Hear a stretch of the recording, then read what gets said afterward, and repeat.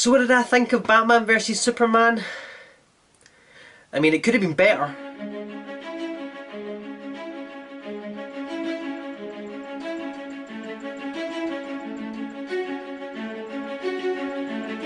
Hey, what's up guys, Ben here, welcome to another video on my channel, FilmFanatic, and today we are talking about Batman vs Superman, which I have just finished seeing, and I had to make a video right away because I have all these points on my head that I need to talk to you guys about, because if I'm honest, I didn't really like it. Over the first point, Batman. I loved Batman in this movie. This is one of the things I actually really liked about it. What I loved about him was he was such a dark character. He was a totally different side of Batman we haven't seen in a movie before. He did it fantastically. Ben Affleck was a fantastic casting. When he was first cast, I held my hands up and said, I think he's going to be very good. I liked him in this movie. He brought a whole new thing to it. It was really dark. It was just a brute force to be reckoned with. He was good. That was honestly one of the things I loved about the movie. Another thing I really liked about Batman is how he fit into the movie. How they did it really well, how he was there at the end of Man of Steel in Metropolis as it was getting destroyed. However, I found his character with very little depth. I found his character at times really boring. In the fight sequences, he was awesome. He had these like visions and dreams and stuff, which works really well. I was really happy with it. Ben Affleck was quite bland. I felt his Batman was exciting, but his Bruce Wayne was boring. And I know in the comics that's kind of how it is, although I found it a little bit too much in the movie. Henry Cavill, I liked his Superman. He was a bit iffy in Man of Steel, and there was times where you were a bit like, I don't know if he's the greatest casting. A whole new side to Superman we hadn't seen. For example, when he's put on trial for the destruction of Metropolis and the deaths of millions, which we will get to, because there's a lot of destruction in this. We'll get to that later. Lois Lane was boring again. I mean, she was boring in Man of Steel, and she's boring in this. I didn't really see her have any depth to her character. All she really did was either A, need to be rescued, or B, just be there that's convenient for the plot. I mean, she had her own subplot,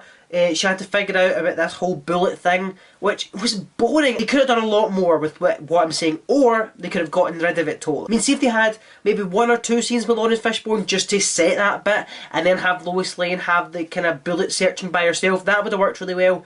I felt there was too much of them. Now, destruction.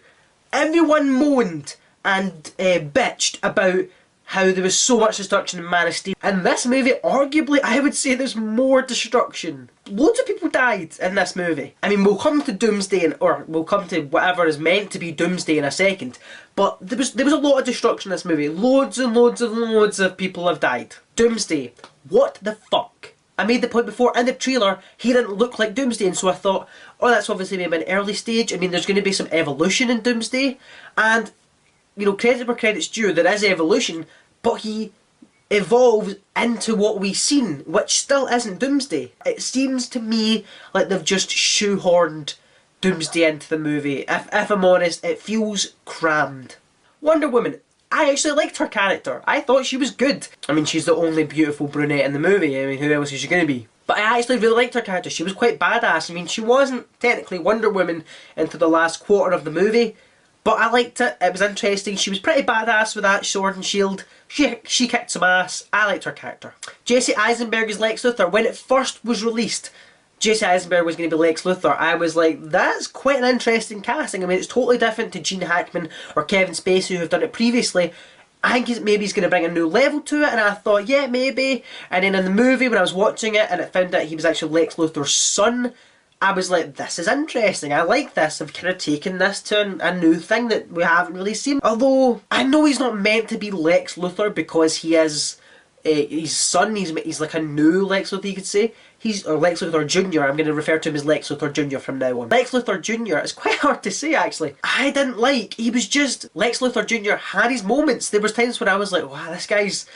Jesse Eisenberg is doing a fantastic job here. I mean, there was a really good scene in the boardroom with the senator, and he's trying to convince her to make weapons out of kryptonite, and he kind of threatens her a little bit, or kind of tries to persuade her by looking at a painting that shows devils coming from the ground, and he says that should be flipped because devils come from the sky, referring to Superman. That was really good, and he was very menacing in the movie. I liked that. I would like a little bit more seriousness as a character. He made too many jokes and too many quick witty remark for my liking. If I'd liked him, it'd be a little bit more serious, a little bit more menacing, and a little bit more threatening. I didn't see he was threatening at all. Jesse Eisenberg I wasn't 100% convinced by, and I remember reading comments in a video and everyone was like, oh, but did you see the photo of Jason Eisenberg? He looks awesome, he's bald head and stuff. Yes, he did look awesome. But that doesn't come about until literally the last 5 minutes of the movie. I mean, he's like how we see in the trailer with the shoulder length hair the whole movie until at the end when he goes to prison and his head shaved off. How he is in the last 5 minutes of that movie is how he should have been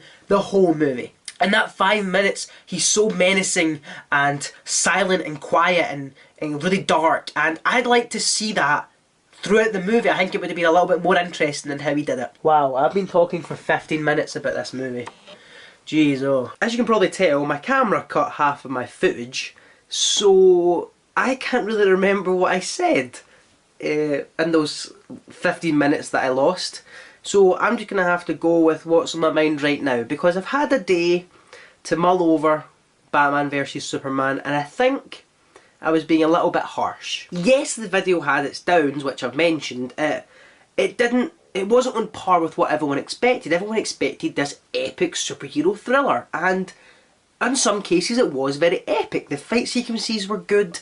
That's something I felt bad not mentioning. The fight sequences were fantastic. The chemistry between the characters, I think, worked really well. Yes, one or two scenes were a bit boring, but to be honest, after thinking about it and speaking to other people who went to see it and watching other reviews and stuff, I feel like I was being a little bit harsh on the characters and on the actors as well, and the writers and director and everybody.